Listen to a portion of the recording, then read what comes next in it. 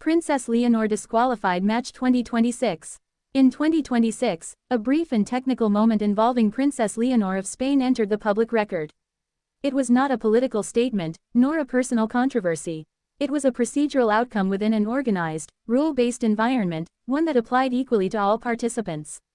What made this moment notable was not the outcome itself, but what it quietly revealed about modern constitutional monarchy, how heirs are trained, evaluated, and held to institutional standards long before they ever approach the throne. Most coverage noted the result and moved on.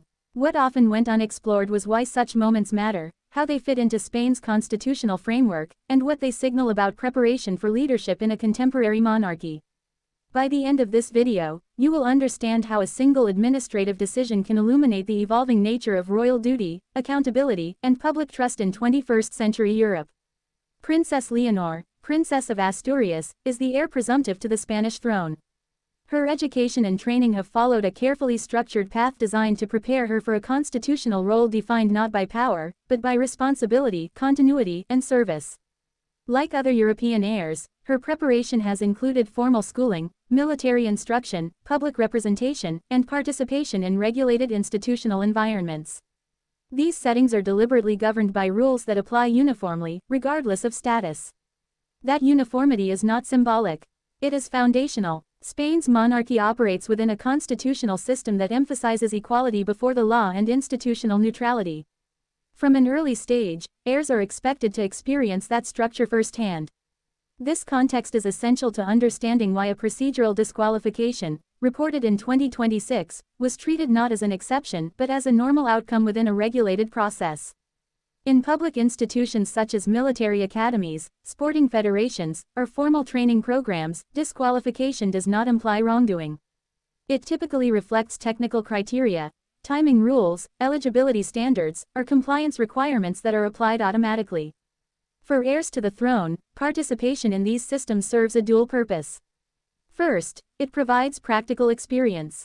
Second, it demonstrates visibly that royal status does not override institutional frameworks.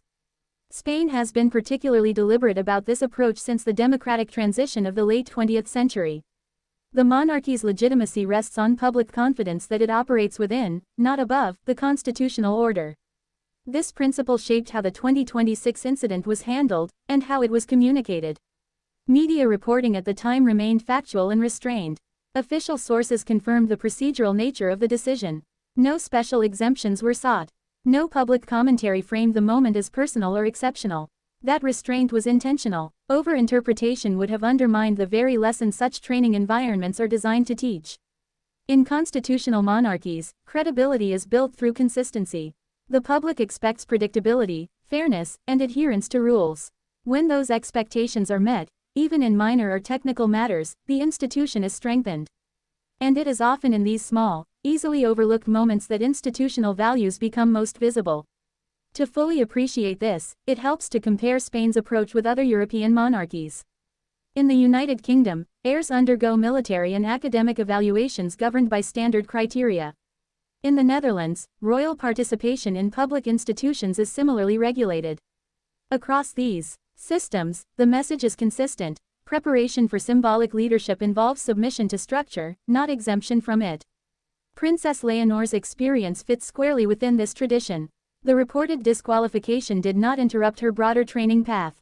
Nor did it alter her constitutional standing. It functioned as one data point within a much larger educational framework. Over time, such moments often gain significance precisely because they were handled without spectacle. From an institutional perspective, this approach reflects a long-term strategy. Modern monarchies cannot rely on mystique or distance. They rely on professionalism, transparency, and public trust. Allowing standard procedures to unfold, without intervention, signals confidence in the system itself. It also reinforces the idea that leadership preparation includes learning from structured outcomes, whether favorable or neutral. Importantly, no interpretation of the 2026 event suggested failure or deficiency. It was framed, correctly, as part of a learning environment governed by rules. And in leadership development, exposure to rules is as important as exposure to responsibility. There is also a broader civic dimension. When citizens see public institutions apply standards consistently, it reinforces confidence not only in the monarchy but in governance more broadly. This is particularly relevant for younger generations, for whom legitimacy is tied closely to fairness and accountability. Visible adherence to process matters. Princess Leonor's public role has increasingly emphasized this alignment with institutional norms. Her engagements, education, and training are designed to reflect continuity with democratic values rather than separation from them. The 2026 moment fits cleanly within that narrative. Historically, monarchies that adapted successfully to constitutional systems did so by embracing limits. They accepted that symbolic authority depends on restraint and predictability. Spain's modern monarchy emerged from a complex political transition. Since then, it has emphasized procedural integrity as a cornerstone of its public role. Training heirs within regulated environments, and accepting routine outcomes without intervention, is part of that legacy. It demonstrates confidence not in individuals, but in institutions. And that distinction matters deeply in constitutional governance. As Princess Leonor continues her preparation, moments like this will likely fade from public memory. That is by design. They are not meant to define her, but to shape her understanding of duty.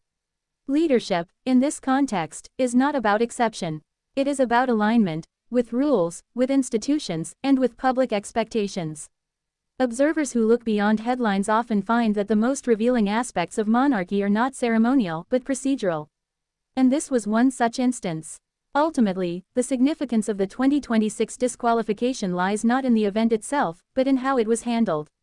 Calmly, transparently, without deviation from established norms. That response reflects a monarchy aware of its role in a modern state, symbolic, constitutional, and grounded in continuity rather than privilege.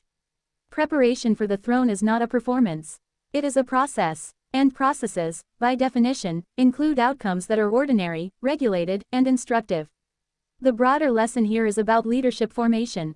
Effective leadership is built through exposure to systems, respect for structure, and acceptance of impartial outcomes. Princess Leonor's public training path illustrates how modern monarchies cultivate those qualities long before accession becomes relevant. And in that quiet consistency, the institution reinforces its relevance. A constitutional monarchy endures not by avoiding rules, but by living within them. That is the enduring takeaway from this moment. Leadership, preparation, and legitimacy are not shaped by exceptional treatment, but by visible commitment to shared standards. Only 1 in 10 viewers here is subscribed. If you value thoughtful insights into royalty and leadership, join the community.